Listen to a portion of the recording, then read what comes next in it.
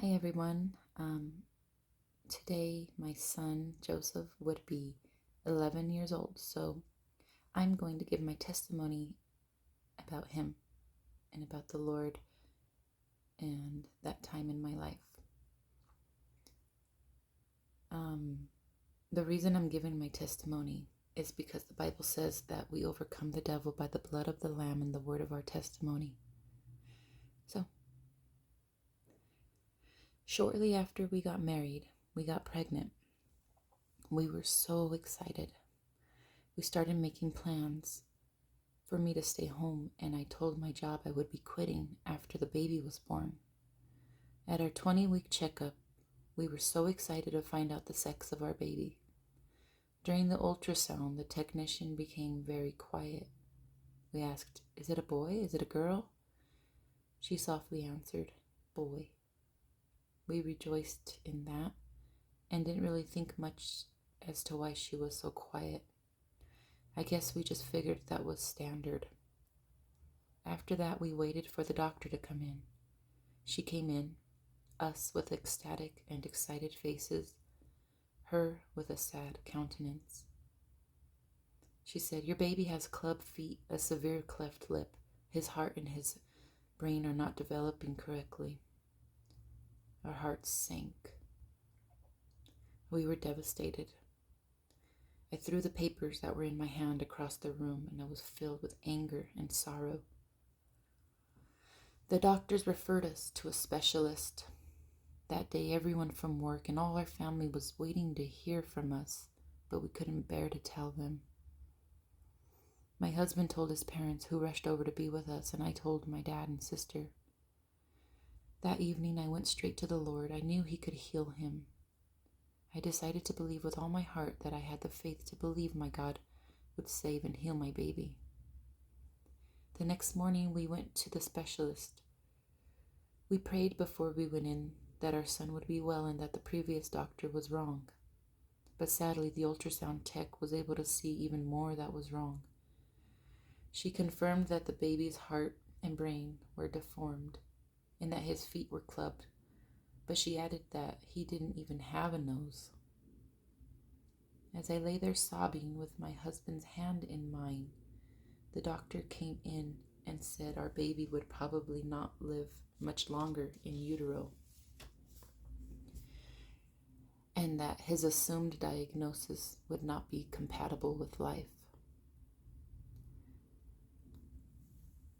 In an attempt to solve my situation, the doctor said, "You can get an abortion."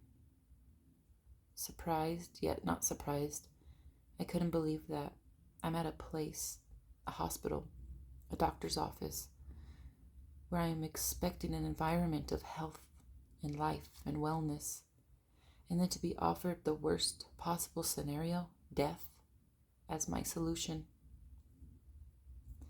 Did he really think that that was going to make it better? I gave a swift no.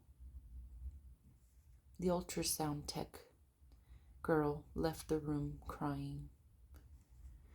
The next 5 months, we resolved in our hearts to believe that our mighty God would heal our son Joseph. We left that OBGYN so as to not be around a doctor or staff that would ever offer us death to our precious child. We didn't need insult to injury, and the thought of them disregarding our child as disposable and as a means to line their pockets disgusted me. So we found a Christian doctor. Our faith in God and His miraculous nature grew. We continued to make plans to be his parents. My husband gave him his name, Joseph, and didn't second guess it. We gave him 2 baby showers, made his room ready, and celebrated him. Our baby Joseph was already beating the odds and lived the full 9 months in utero. He even went to 41 weeks. On July 18th, 2 days before he came into the world, I laid awake in the night. I got up to get comfortable and laid on the couch. Hot and uncomfortable, I went to the kitchen. As I was looking south out of my kitchen windows, I saw something incredible. There were large bubbles of light of every color. They were behind and around a tall evergreen tree in our backyard. I kept trying to make sense of this, and I went from window to window.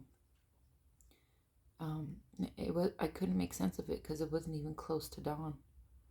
The bubbles of light were colorful and beautiful, and I knew it was from God, and I knew it was about my baby. I hoped, though, that it meant we had a miracle. After 20 hours of labor, Joseph Leonard Strzok III was born to us. He was the most beautiful baby I'd ever seen. He was born with all the anomalies they said he would have.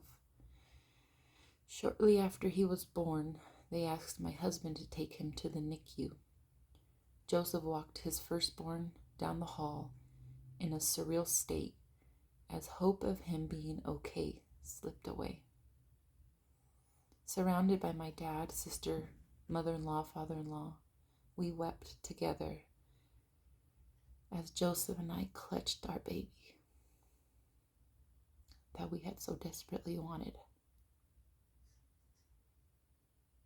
We held the oxygen mask to him, and the doctors tried to put a breathing tube in him, but were having lots of trouble because of his condition.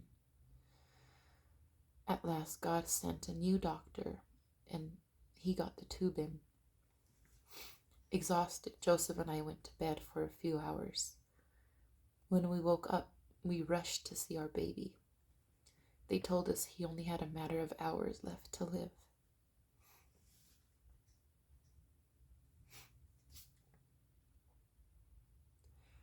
I told Joseph, I can't watch him die. I gotta get out of here. But I knew I had to. There was no other choice. We gave him a bath. We dedicated him to God. We listened to his little baby noises and his cry. And we all took turns holding him. Amazingly, he looked right into our eyes. Newborns don't do that. They usually still have their eyes closed. And after almost exactly 12 hours of life outside of the womb, as Joseph and I held him, baby Joseph turned his gaze upward and took his last breath. Broken-hearted and filled with confusion, we didn't understand why God didn't choose to heal our baby. I remember being in a state of despair as we buried him. The next morning after his death, I reached down and felt my stomach, and it was so empty. And for about 24 hours, my faith was very shaken.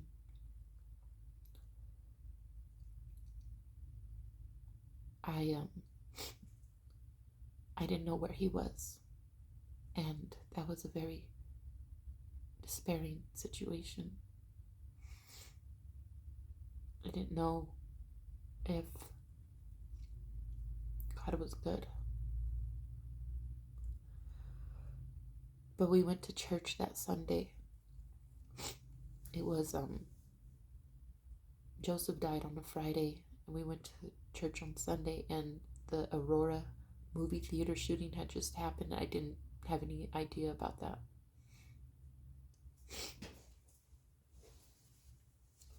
And when we went to church, everybody was really sad, and the pastor was really sad, and the message was geared towards the grief that had taken place that night, the same night as my son died. And I had no idea what was going on, but in my raw feelings, I was sort of comforted, because when you experience death, you kind of feel like the whole world should be experiencing it with you. Because sometimes you lose somebody and the world goes on and the birds sing and the choir sings at church, and people are happy because life is normal, and it feels so contrary when you're in a state of deep grief. Not that I take joy in the Aurora shooting theater victims' families' grief, but I just shared it with them. So we went to church, and I sought out prayer, and a man named Mark prayed for us. And slowly in the next coming days and weeks, I started to submit to the sovereignty of God and of His goodness.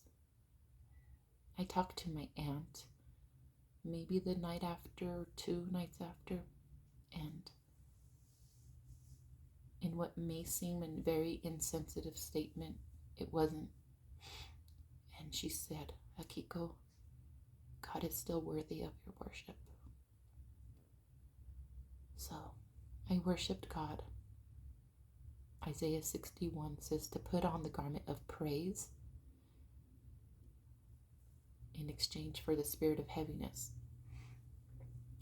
In the next coming days and weeks, I experienced death that had just swept through my home and in my life, and I was going through a lot of odd things. I was afraid of the dark, and the nighttime petrified me. I was very just very, very scared, and I watched a documentary about birds, and it eased my pain. It was odd. I know Jesus says, look at the birds. They neither toil or work, but God provides for them. So, what did I learn? I learned that sometimes God says no, but He's still good.